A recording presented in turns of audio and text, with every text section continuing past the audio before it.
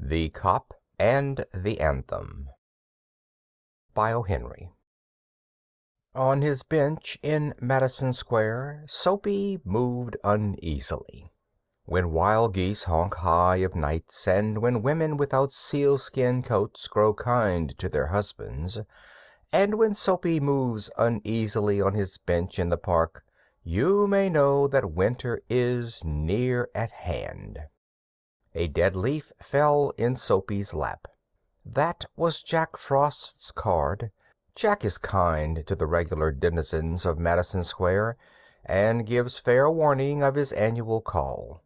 At the corners of 4 streets he hands his pasteboard to the North Wind, footman of the mansion of all outdoors, so that the inhabitants thereof may make ready.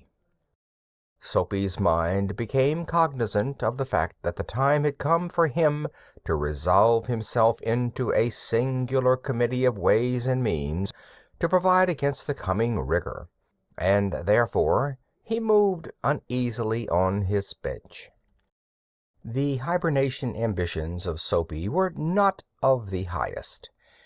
In them there were no considerations of Mediterranean cruises, of soporific southern skies drifting in the Vesuvian Bay. 3 months on the island was what his soul craved. 3 months of assured board and bed and congenial company, safe from Boreas and bluecoats, seemed to Soapy the essence of things desirable. For years the hospitable Blackwells had been his winter quarters, just as his more fortunate fellow New Yorkers had bought their tickets to Palm Beach and the Riviera each winter, so Soapy had made his humble arrangements for his annual hegira to the island. And now the time was come. On the previous night 3 Sabbath newspapers, distributed beneath his coat, about his ankles and over his lap, had failed to repulse the cold as he slept on his bench near the spurting fountain in the ancient square. So the island loomed big and timely in Soapy's mind. He scorned the provisions made in the name of charity for the city's dependents. In Soapy's opinion, the law was more benign than philanthropy. There was an endless round of institutions, municipal and eleemosynary, on which he might set out and receive lodgings and food accordant with his simple life. But to one of Soapy's proud spirit, the gifts of charity are encumbered. If not in coin, you must pay in humiliation of spirit for every benefit received at the hand of philanthropy. As Caesar had his Brutus, every bit of charity must have its toll of a bath, every loaf of bread its compensation of a private and personal inquisition. Wherefore it is better to be a guest of the law, which, though conducted by rules, does not meddle unduly with a gentleman's private affairs. Soapy, having decided to go to the island, at once set about accomplishing his desire. There were many easy ways of doing this. The pleasantest was to dine luxuriously at some expensive restaurant, and then, after declaring insolvency, be handed over quietly and without uproar to a policeman. An accommodating magistrate would do the rest. Soapy left his bench and strolled out of the square and across the level sea of asphalt, where Broadway and Fifth Avenue flow together. Up Broadway he turned and halted at a glittering café, where are gathered together nightly the choicest products of the grape, the silkworm, and the protoplasm. Soapy had confidence in himself from the lowest button of his vest upward. He was shaven, and his coat was decent, and his neat black ready-tied four-in-hand had been presented to him by a lady missionary on Thanksgiving Day. If he could reach a table in the restaurant unsuspected, success would be his. The portion of him that would show above the table would raise no doubt in the waiter's mind. A roasted mallard duck, thought Soapy, would be about the thing, with a bottle of Chablis and then Camembert, a demi-tasse, and a cigar. $1 for the cigar would be enough. The total would not be so high as to call forth any supreme manifestation of revenge from the cafe management, and yet the meat would leave him filled and happy for the journey to his winter refuge. But as Soapy's foot set inside the restaurant door, the head waiter's eye fell upon his frayed trousers and decadent shoes.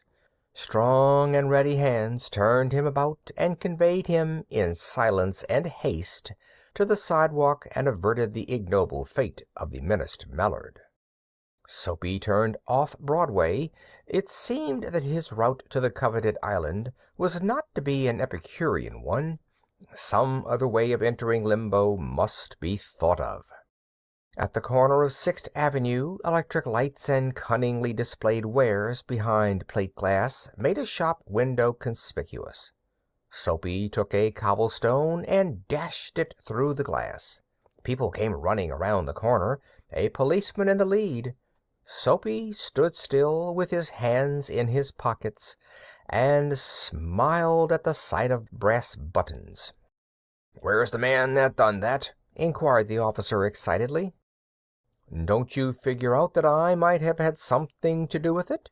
said Soapy, not without sarcasm, but friendly as one greets good fortune. The policeman's mind refused to accept Soapy even as a clue. Men who smash windows do not remain to parley with the law's minions. They take to their heels. The policeman saw a man halfway down the block running to catch a car. With drawn club he joined in the pursuit. Soapy, with disgust in his heart, loafed along, twice unsuccessful. On the opposite side of the street was a restaurant of no great pretensions. It catered to large appetites and modest purses. Its crockery and atmosphere were thick, its soup and napery thin. Into this place Soapy took his accusive shoes and telltale trousers without challenge. At a table he sat and consumed beefsteak, flapjacks, doughnuts, and pie, and then to the waiter he betrayed the fact that the minutest coin and himself were strangers. "Now get busy and call a cop," said Soapy, "and don't keep a gentleman waiting." "No cop for use," said the waiter, with a voice like buttery cakes and an eye like a cherry in a Manhattan cocktail. "Hey, Con!" Neatly upon his left ear, on the callous pavement, two waiters pitched Soapy. He arose joint by joint as a carpenter's rule opens, and beat the dust from his clothes. Arrest seemed but a rosy dream. The island seemed very far away. A policeman who stood before a drugstore 2 doors away laughed and walked down the street. 5 blocks Soapy traveled before his courage permitted him to woo capture again. This time the opportunity presented what he fatuously termed to himself a cinch. A young woman of a modest and pleasing guise was standing before a show window, gazing with sprightly interest at its display of shaving mugs and inkstands, and 2 yards from the window a large policeman of severe demeanor leaned against a water plug. It was Soapy's design to assume the role of the despicable and execrated masher. The refined and elegant appearance of his victim, and the contiguity of the conscientious cop, encouraged him to believe that he would soon feel the pleasant official clutch upon his arm that would ensure his winter quarters on the right tight little isle. Soapy straightened the lady missionary's ready-made tie, dragged his shrinking cuffs into the open, set his hat at a killing cant, and sidled toward the young woman. He made eyes at her, was taken with sudden coughs and hems, smiled, smirked, and went brazenly through the impudent and contemptible litany of the masher. With half an eye, Soapy saw that the policeman was watching him fixedly. The young woman moved away a few steps, and again bestowed her absorbed attention upon the shaving mugs. Soapy followed, boldly stepping to her side, raised his hat, and said, "Ah, there, Bedelia, don't you want to come and play in my yard?" The policeman was still looking. The persecuted young woman had but to beckon a finger, and Soapy would be practically en route for his insular heaven. Already he imagined he could feel the cozy warmth of the station house.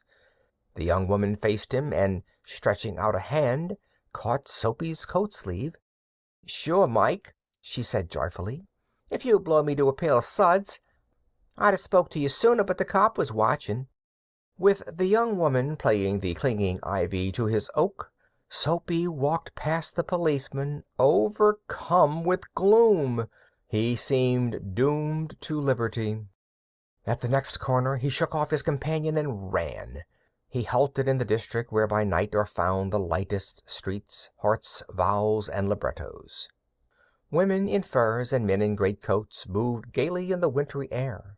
A sudden fear seized Soapy that some dreadful enchantment had rendered him immune to arrest. The thought brought a little of panic upon it, and when he came upon another policeman lounging grandly in front of a transplendent theater, he caught at the immediate straw of disorderly conduct.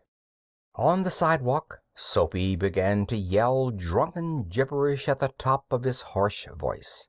He danced, howled, raved, and otherwise disturbed the welkin. The policeman twirled his club, turned his back to Soapy, and remarked to a citizen, "'Tis one of them Yale lads celebrating the goose egg they give to the Hartford College. Noisy, but no harm. We've instructions to lave 'em be." Disconsolate, Soapy seized his unavailing racket. Would never a policeman lay hands on him? In his fancy the island seemed an unattainable Arcadia. He buttoned his thin coat against the chilling wind. In a cigar store he saw a well-dressed man lighting a cigar at a swinging light.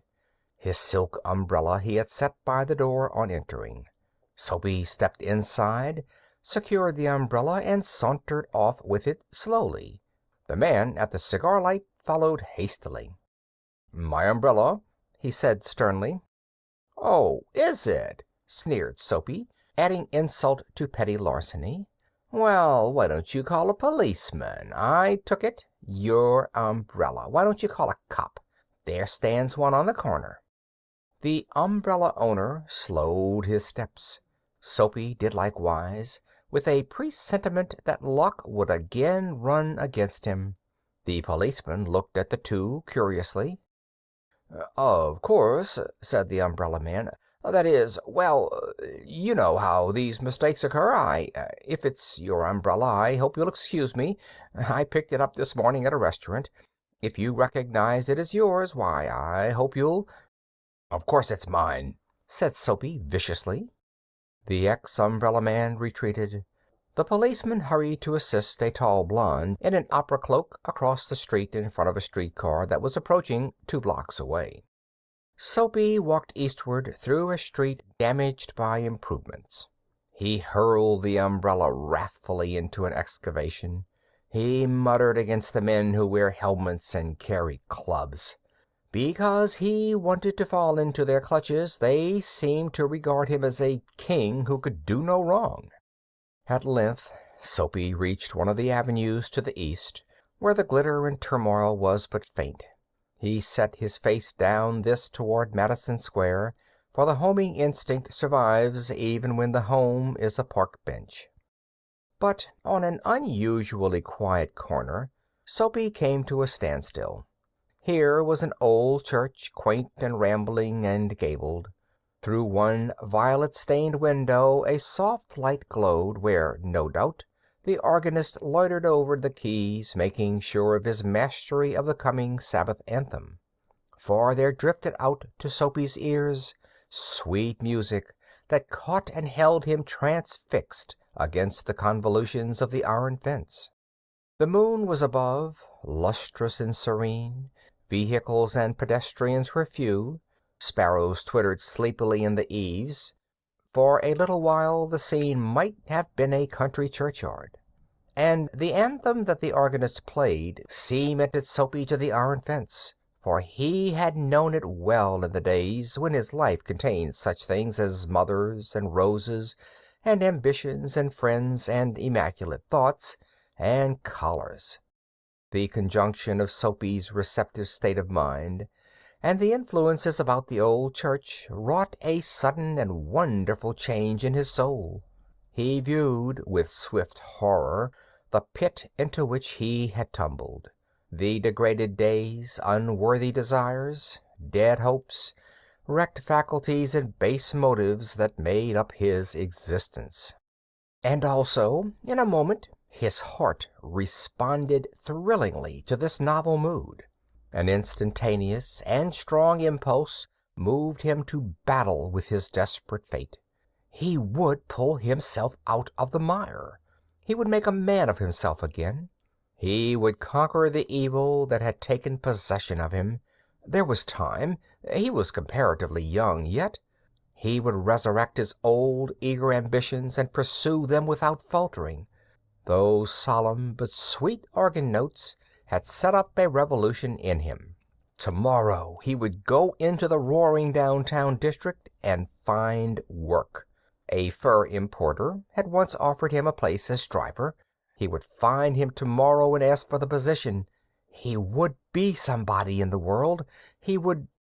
Soapy felt a hand laid on his arm. He looked quickly around into the broad face of a policeman. "What are you doing here?" asked the officer. "Nothing," said Soapy. "Then come along," said the policeman. 3 months on the island, said the magistrate in the police court the next morning. If you liked the video, put a like, subscribe to the channel and click on the bell to not miss our new videos.